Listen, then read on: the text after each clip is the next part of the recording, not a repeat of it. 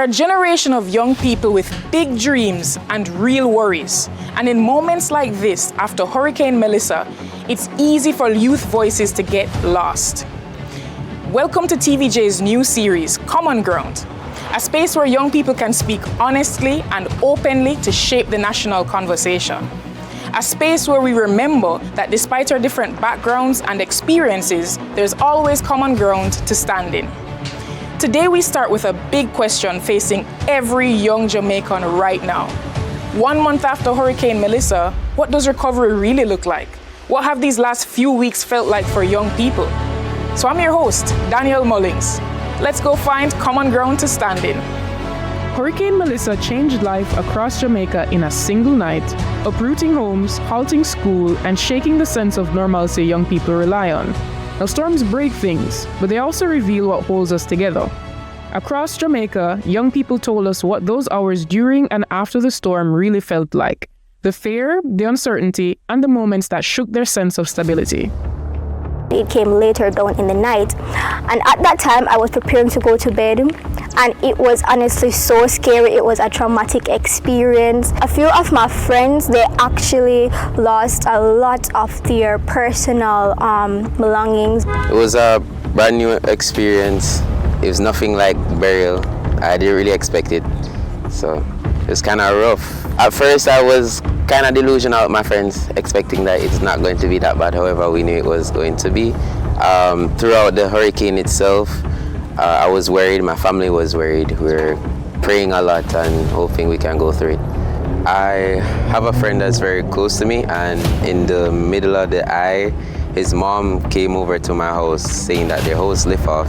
So we had to go there and help them. So that's one. I have some friends in the community who they had to leave their home to go to somewhere else because their house is not that good. So I have some other friends that is just the same thing, that the house lifting up. I have a friend that in the storm, so the first part of the storm, the hurricane, he had to leave his house and they had to go to a church in front of their house, a Baptist church. And they had to take shelter there, but even though they were in there, the roof of the church was lifting up as well. We had to take them in because there's no way they were gonna, stay like that. As it comes to the basketball court, I've been always trying to, and knowing that here is like a place where the young kids come out, I've always tried to find people to help out, even before it was kind of damaged. I normally come out here a lot with my friends, and not all of us are from close, we don't really live close, so we just know each other from church, and even I know some people from the community. So coming here, it's like you can get away from like reality and the struggles in life, and we can have fun together. So it's very hard knowing that it ended up like this. I was in my house, and then I saw my roof go away, and I ran into my mom's office for protection. I was scared, I screamed, and I cried. I came to Kingston because I'm not able to stay in my home because most of my roof is gone. I've come to Kingston to study up, catch on schoolwork and stuff, so that when I go back to school, I'll be ready for school. There was just this earth-changing feeling where it's like, so it's here now, because the wind got strong. I'm telling you, very strong. As the night progressed, I would say it got pretty terrifying. I mean, I thought the house was going to blow away, and it's a concrete house I live in, so that should give you a visualization of the extent of the wind that was blowing. And I remember thinking, wow, this might be it, Like, I wasn't sure how it was going to progress, because at that point in time, I don't think the hurricane had been in St. James itself, so I was like, okay, we need to be prepared. Worst case scenario, we need to leave or evacuate or something. The windows were vibrating. The pressure of the hurricane was really scary. I remember my ears were hurting because of the pressure, and the wind was non-stop. Driving and seeing the damage caused, driving and seeing all the forestry gone, buildings destroyed, and a place that I call home just becomes something so unrecognizable. It's like I'm here and this is home, but it's not home, and I have to readjust, but I don't know where to start. I don't know where the road is ahead, so it's just really confusing and a really devastating time. It would not be as bad, or it would be similar to what Hurricane Beryl was in 2024. But sadly, after my roof went with the wind, hearing the constant banging of zinc hitting on walls and, trees tearing down. I felt a little hopeful but a little doubtful too that the place that I call home was not home anymore. And then reality hit, especially after the day passed and it was a new day and I saw that everywhere was devastated. The places felt like an end of a war. I was trying to be calm when I heard about Hurricane Melissa coming. I tried not to get overworked or, fret about it. But going through it, I started to fear because I saw a lot of flooding around me and a lot of trees coming down, a lot of wind, water coming in through the windows and everything. And I'm like, was I too calm? Was I not supposed to be fretting about this? Thankfully, my house was safe, but my vegetation and, my father did a little bit of animal raising and some of those were even washed away. So we did experience some loss. Young people right now feel mainly mentally drained because they would have witnessed the harshest hurricane to ever hit the country. And for many of them, it's their first ever hurricane to directly impact them. So they feel very mentally drained, especially with the fact that many of them have lost homes. Many of them don't have food to eat, no clothes, no water, no electricity, not being able to go to school, for example. Basic necessities and things that they should be able to do, they cannot do these things. So they just feel overall mentally drained. And I believe that they wish for the soonest recovery possible. Fear wasn't the end of the story. Young people also shared how they found strength and comfort in small moments of peace. Story after story, young people talked about what grounded them. Faith, family, community, and the small things that helped them breathe through the uncertainty. I was trying to kind of wrap my head around the whole idea of what do you say to somebody who has lost everything? And the only thing that came to me was faith. Well, the greatest faith is shown in the darkest night. And even though so many things are happening, students now have to choose.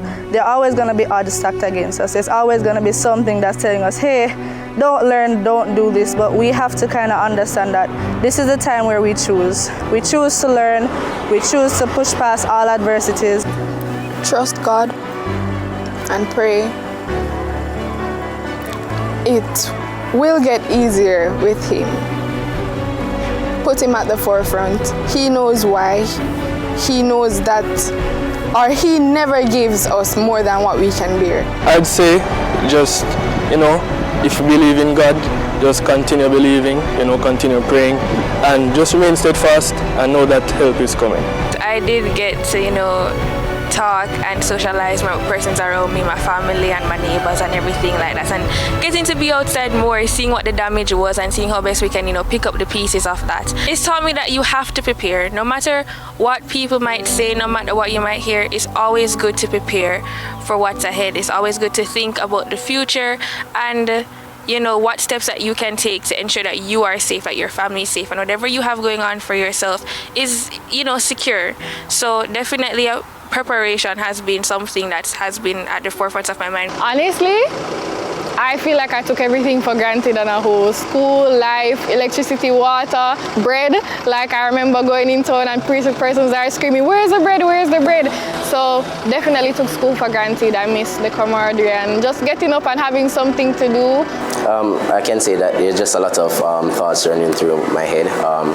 As the storm, it was projected to pass through Clarendon, and seeing that it shifted and went to the western side. I'm not saying that I'm thankful that it didn't hit us, but that could have been us, asking for help and all of those stuff.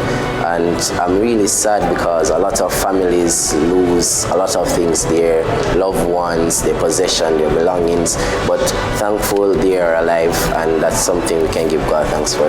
From coping comes resilience, and across every parish, young people showed us what pushing forward really looks like. Here's how young Jamaicans are showing up for their families, neighbors, and communities, whilst helping each other to rebuild. So currently, I'm involved in coordinating some relief efforts with our school. So we haven't actually gone down to the West States, but we are, putting stuff together. We have a book drive for students in the exam groups. We also have donations in cash and kind. And Glenmere actually started a challenge called Match That or Top That, where we challenge schools to match our figure and donate to the West. What motivated me is the impact that the hurricane had. To realize that I still have everything and people don't have anything. I realized that Westmoreland wiped out and this hurricane was initially to come through Clarendon. So when you think about it, you could say that I could have been in their shoes and they would be helping me. So why shouldn't I help them? So an initiative that we as sixth formers did, we are planning a relief drive to go to Westmoreland to donate to them, and we have received a numerous amount of things. So it makes me happy to know that I can do something, but at the same time, I feel devastated that I can't do more. Some members of my school, they went to Westmoreland to help with a school cleanup. I wasn't able to make it today, but I am a part of an organization, an Operation Restore, where we're going to prepare hot meals for those families that were affected and help rebuild back what was damaged. So that's something that I'm a part of. That could have been us, the people coming from the western side, to help us if it hit Clarendon. I just felt moved, to help, because we are all humans and we all need each other, and our motto literally says, out of many, one people. So I feel that we all should be united in a time like this. So basically I went with an organization called OSE.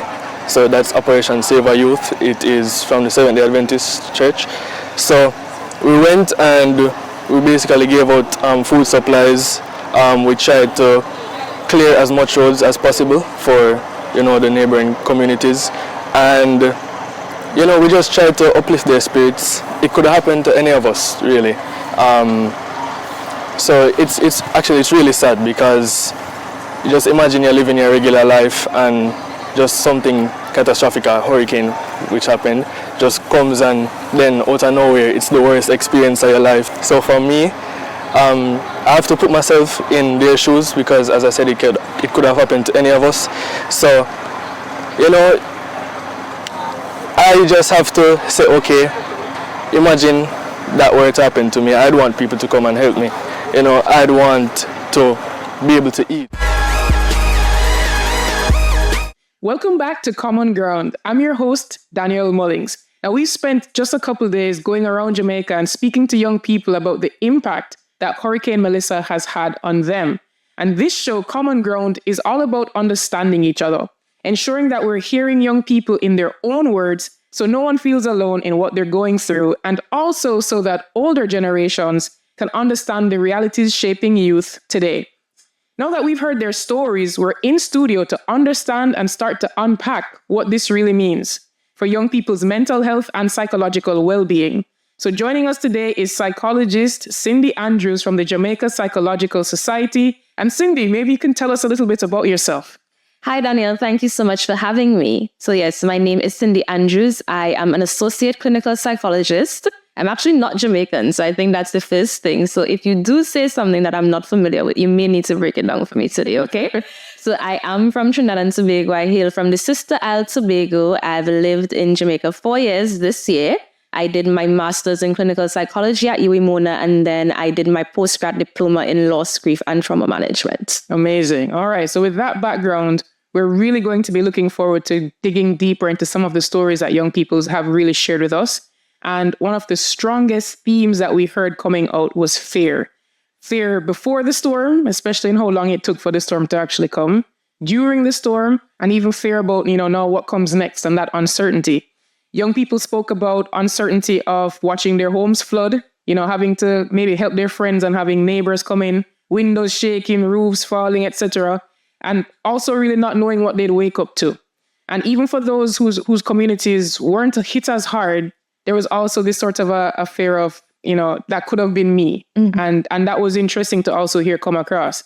So, can you just kind of break down to us, how does an experience like this, a Category 5 hurricane that has, never hit, a hurricane of that strength has never hit Jamaica before, mm-hmm. how does something like that impact young people?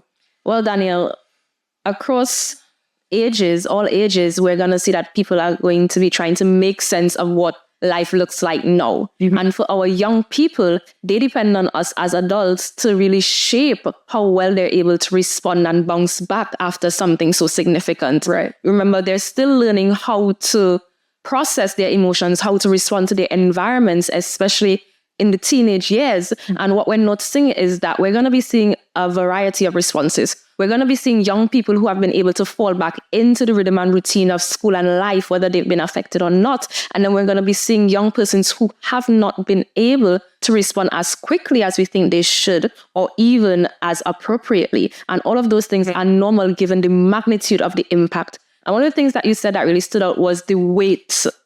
We were hearing that Hurricane Melissa was coming for about 10 days straight. Right. And at some point in time, people just wanted it to be over with because you just want to know what is going to be tomorrow. What am I going to wake up next to? And the not knowing causes us to get into a state of acute stress. We notice that we become hypervigilant. We have difficulty sleeping. We become confused often at if the next thing that we hear, is it going to be this worst thing? Right. And we went from having news reports saying that people should evacuate Jamaica. Right. Jamaica is no longer going to exist. And when you're hearing frightening news reports from persons who should be credible and you're seeing frightening imagery, it's going to shift the way that you're thinking and you're going to go into survival mode. You're going to be in a heightened state of fear, fright. You're wondering if you should move. And our young persons, they depend on the persons in their environments to determine whether or not they can do anything. So we're noticing that there was a lot of helplessness, a lot of hopelessness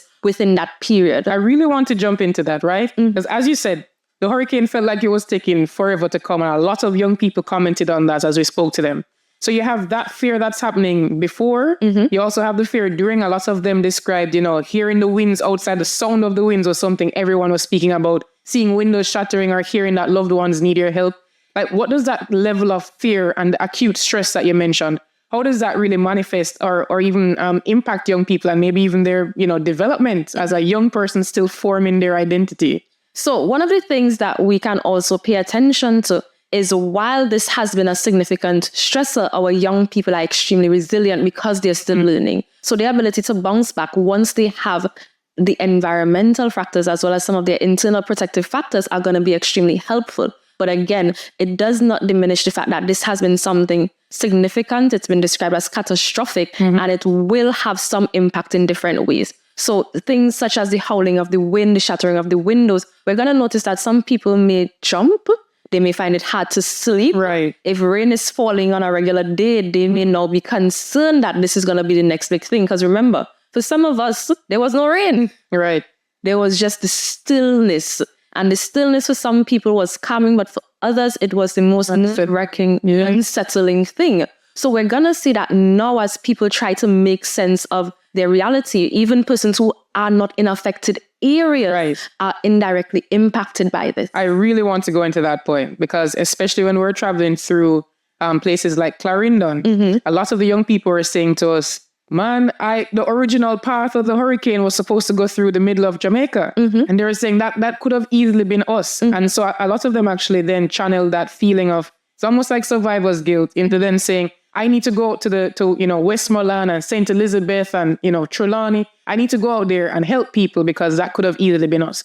But I really want to dig into that piece around survivor's guilt. Like how can we as young people kind of navigate that, especially persons who may be here in, Kingston or the more eastern side of Jamaica? How do we navigate it? And what does it even really mean?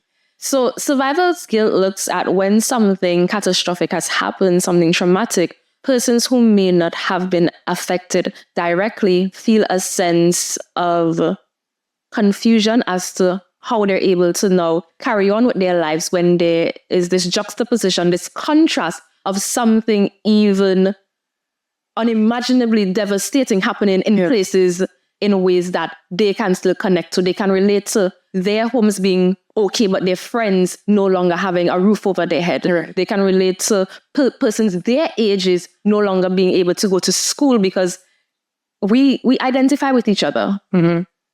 For lack of a better term, we identify with each other and we connect with each other in that way. So we're seeing that when we look at the imagery, when we look at the way that it's being also presented in the media, it's very difficult for you to not see it and not feel broken about the level of devastation that has existed. And while there's also that opportunity to be grateful that, hey, we were able to make it out of it, there's also that sense of, it could have been me.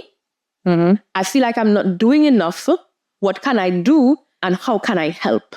And the mere fact that we are able to experience survivor's guilt means that we still have some sense of humanity. We still have some sense of empathy because we're now able to connect and we're wondering, how can I contribute to the development? How can I rebuild? How can I help?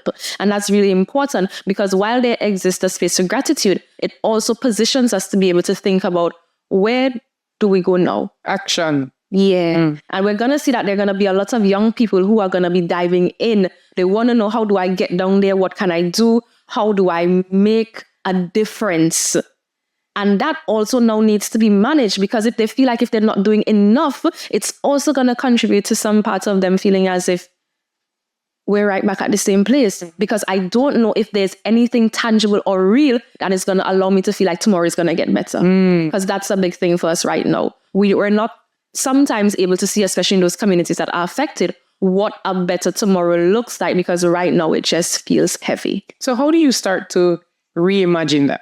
Like recognizing that we are in a difficult position as a country and recognizing that as a young person, there are things I may be able to do, a relief drive where I can help my friend, help my community.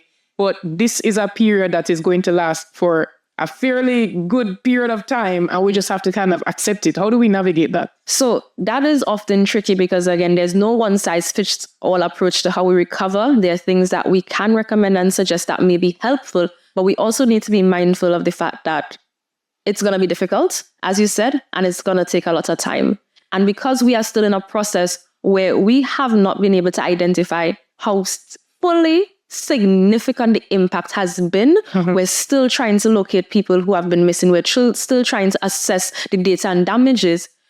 It's gonna still feel a bit topsy-turvy, a bit unsettling because there isn't anything that is definitely saying, hey, this is it. This is that final figure. This is the final amount of damage that has occurred. So as we continue to work through that, it looks at us finding, as you said, little pockets that we're able to take control of. And for young people, it looks like being able to re-engage in some of the routines and systems that exist. So while some persons have said that, it seems to be a bit heartless that some parts of the country have to continue to move forward, that is also necessary in order for recovery to occur. And one of the things that we see is that, especially for our young people, we have had instances where, especially after natural disasters, we don't often get their perspectives because recovery focuses on persons who contribute to economic activity. So now that we're having the opportunity to hear from them and knowing that they do participate in some economic revenue generation because they spend, they earn, because our young people are go-getters,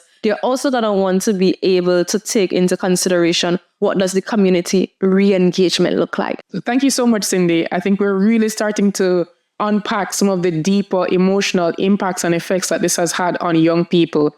And what we're going to do now is go to a break. And when we're back, we're going to be exploring how young people have been coping with the hurricane, mechanisms like leaning on, faith and religion, and seeing how resilient we are as a young people. So thank you so much for watching. This is Common Ground. We'll be right back. Welcome back to Common Ground. I'm your host, Daniel Mullings, and we're continuing this discussion about the emotional impact that Hurricane Melissa has had on young people. Once again, we have Cindy Andrews here, who is a psychologist from the Jamaica Psychological Association. Now, Cindy, another strong theme that has really come across is coping, right? We've already discussed a bit of what the immediate emotional impact is like, but we want to look at how young people are now starting to deal with this as we move into recovery. Now, some of them said they leaned on faith, they leaned on family, some said they leaned on humor and watching memes online. But something that was interesting is that faith came up in almost every single interview. Young people said they were trusting in God and that kind of anchored them. And so I want to know from a psychological perspective, what is the role that, spirituality plays? How is it a coping mechanism? Thank you so much, Daniel. And I think you highlighted the diversity in what resilience looks like just across the board, because humor as well is a coping strategy. And we see how that allows people to put some emotional distance in between what they're experiencing. It allows the brain to breathe, especially when it's been overwhelmed by so much stress, so much thoughts of threat, and actually having to experience something so significant. So even the memes have that significant opportunity to be a great outlet for our young people. And when we look at faith and community, just being able to make meaning and make sense of what is happening in so much uncertainty, faith and spirituality plays a key part in grounding persons when things seem to be out of control, when there seems to be confusion even in the midst of everything. And it's always important, regardless of what religious or spiritual beliefs that persons have, that we create that space where they're able to tap into it and get access to that support as well. Nice. One other piece that we heard coming across was young people saying, man, I've been taking school for granted, or I've been taking, being able to go to church for granted. Like, now that a lot of these, maybe third spaces have been damaged and no longer have access to them.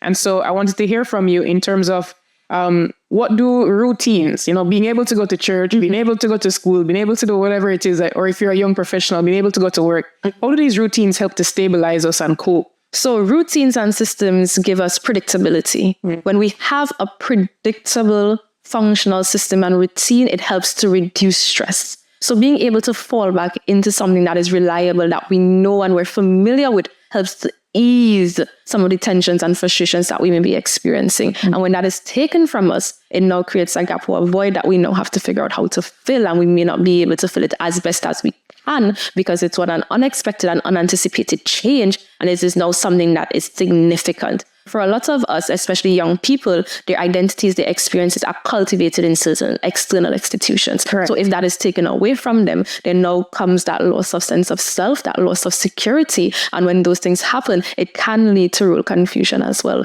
So our young people are now looking to recreate those pockets that allow them the opportunity to express themselves, to be regulated, and to also have some sense of control and normalcy when they're now trying to see what the new normal is. So as they create this new normal, how do I as a young person know that I'm coping in a healthy way? And what are some ways, or what even is healthy when so much has changed for many young people across Jamaica? So we look at adaptive and non-adaptive coping. So we look at adaptive coping, that's where we're looking at problem solving, where we're able to engage in activities that allow us to regulate well without putting us in harm or danger. Now, non-adaptive coping may look like extended periods of isolation, emotional insulation, withdrawing, avoidance, not being able to engage with anything that seems to be threatening or things that may seem to cause us extended amount of discomfort.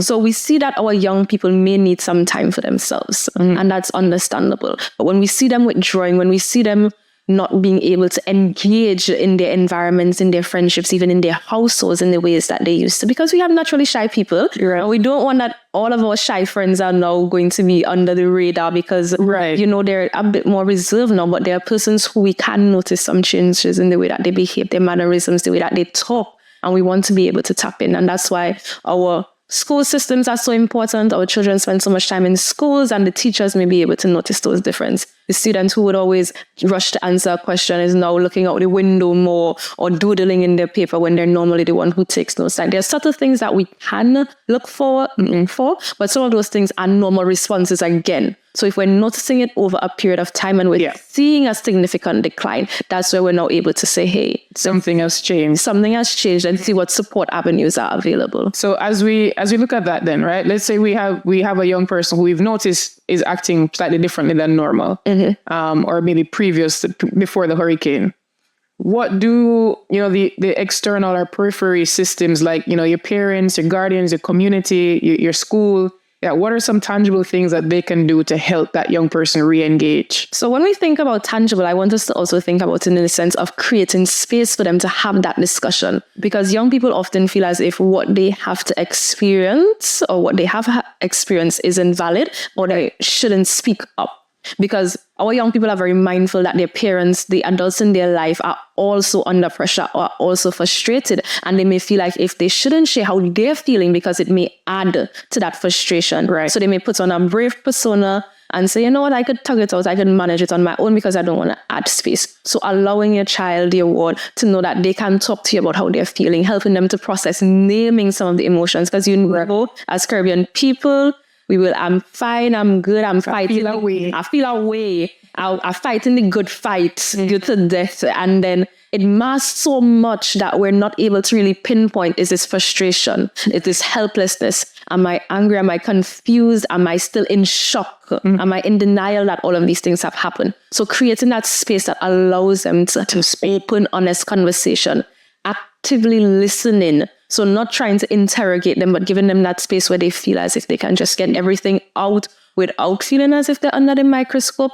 and then also validating that. That's a really good point, Cindy. And I hope that a lot of our listeners or viewers who are, tuning in right now will really, take that point. Yeah. It can be as simple as creating space for your child or your nephew or your, someone who you look after to just be able to speak and have a conversation and name the emotion, as you said. Now, there's one other piece that came out as we spoke to young people. They said, boy, we went through COVID, right? However many years ago, recession or whatever when I was a child, Hurricane Beryl last year, and now Melissa has come back. There was one person in particular, actually, he said, each of these major milestones happened when he was also having major education milestones, like graduating from, let's say, primary school and high school and so on. And now he's in his first year of university and Melissa has struck. And he's just like, oh my goodness. He was like, I would unsubscribe if I could. Right? If it's not one thing, it's another. Yeah. Well, how does this compounded, because it's multiple crises that have happened. Like, how does a young person kind of navigate when things feel so unstable? So that's the thing. When we see a series of events continuously happening and affecting the same group, it increases the vulnerability to whether or not they may become at risk for certain things. And what we notice is that we as humans need time to reset. Some of us don't get that opportunity on our regular day. You have school, you have work, you have to figure out everything that is happening, your personal. No, that is compounded by natural disaster. So we have the pandemic, we have climate change crisis, we have economic instability. We have all of these things. So it feels as if you have no room to breathe. And a lot of people are going to feel as if they're on autopilot. They're now numb to a lot of things. And it's either going to do a few things. One, you become hyper alert. So you're on edge, you're waiting for the next thing. We say we wait for the pin to drop. Everything now becomes the next big thing and we're not sure how to respond. We become desensitized. We're no longer sure whether or not things deserve a response. So whatever happened. And that's also a dangerous place to be, because if you're not reacting to the things that are happening to you, you now become passive. You're not processing it. You're not processing. Really good point, Cindy. And I think this has been an interesting exploration of how we can cope and also some tangible ways that, other persons around young people can actually help them. I think one piece that is clear is that everyone will cope in different ways and everyone will respond to disaster in different ways. But it's all about identifying those small ways that you can help and start to re-engage and start to help somebody else as well. So I think it's very clear that young people are finding ways to steady themselves even in the midst of, the aftermath of a hurricane of this nature. So we're going to go to another break now, ladies and gentlemen. When we're back, we're going to be speaking about the themes of resilience and how our young people are continuing to build and recover. We're back here on Common Ground. And if there's one word we always use to describe Jamaicans, we say we're resilient. We're good, man. It's all right. But what we really want to go into right now is looking at how young people truly can be resilient, right? Not just to say I'm a good man, but actually deal with the emotion and move past it. Now, there are many young Jamaicans, Sydney, who said, I'm all right. It could have been worse. Somebody else was worse affected. So you don't really have to look at me per se. But can you just explain for us, what does true resilience look like when you've also dealt with the actual emotion? Right. So thank you so much, Daniel. And I think it's very important for us to distinguish that, because sometimes we think that because we have not been affected or dealt a worse hand, that we don't need to respond or take the time to process our experience. So when we think about being resilient, it means being able to truly have the capacity to respond to an environment appropriately in spite of what has happened. And that does require us to regulate our nervous system. Sometimes it requires us to be able to slow down.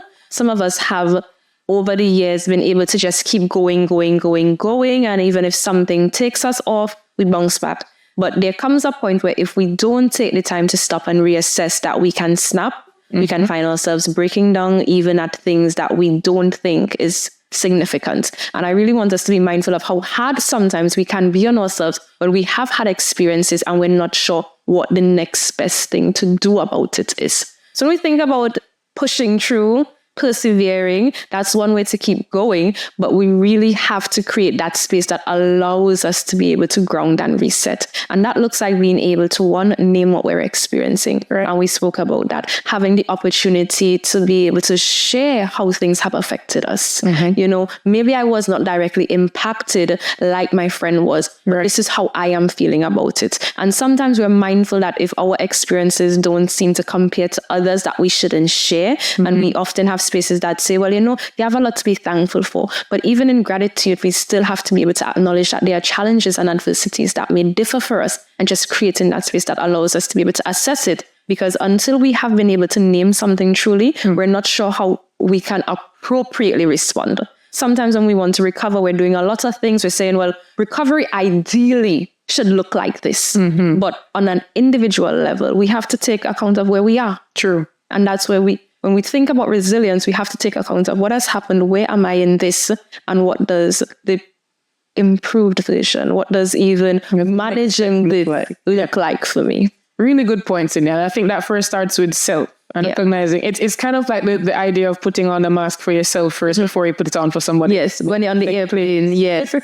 Right. So as we also look through that now, so let's say I've already put on my mask, right? I know where I am. I've situated myself. I know what feelings and emotions I'm experiencing.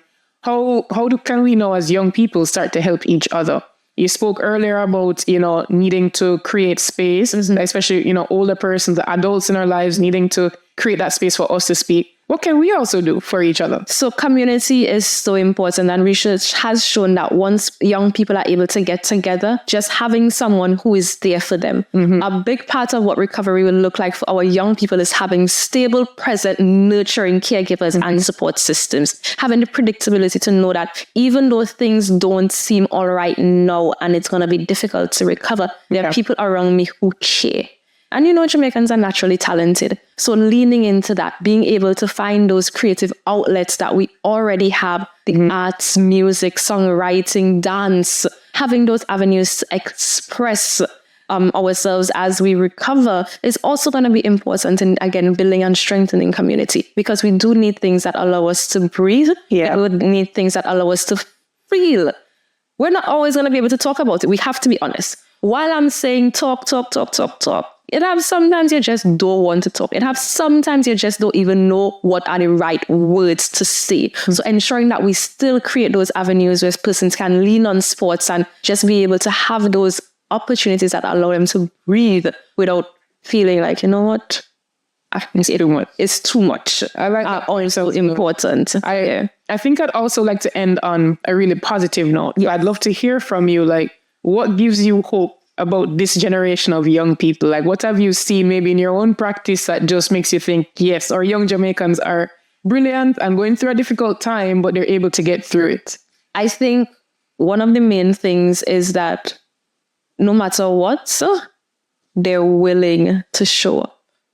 You know, being able to show up for yourself even when things are difficult is a often overlooked strength, because sometimes you really could just say, I can't bother with this. True. And just whatever happen, however it hang, it swing.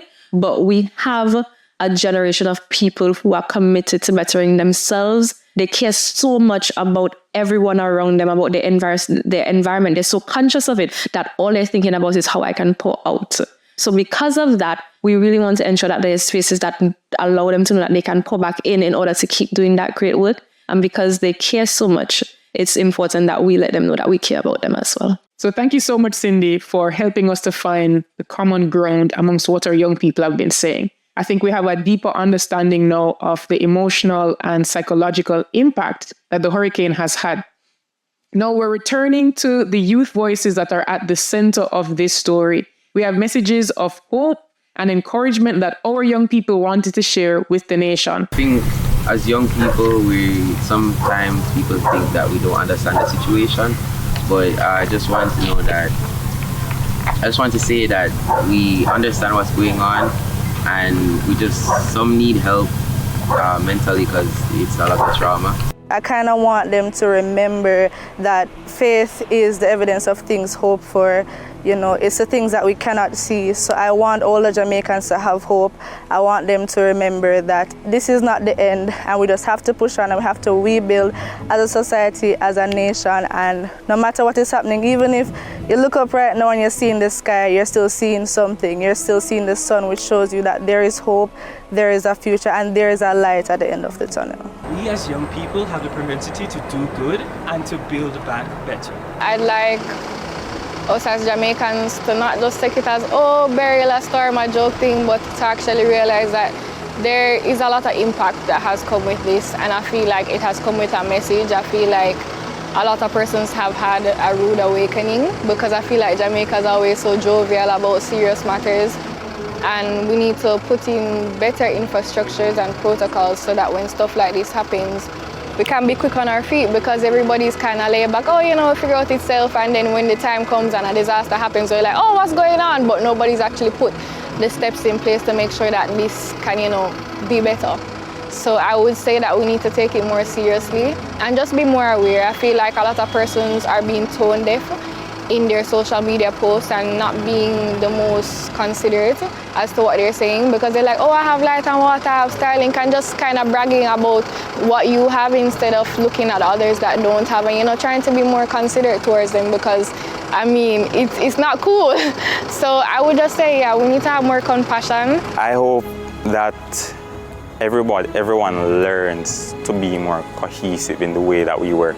Oftentimes we as Jamaicans may be more reserved and feel urged not really work with one another, but in situations like these, especially when everyone is in need of help, the only way to get through this is through collaboration. So my message to young people out there is to collaborate with others as much as possible. Whenever you have an issue, reach out to someone else. Don't be afraid to reach out, because it is only then that you will receive the necessary help that you need. A message to the older generations.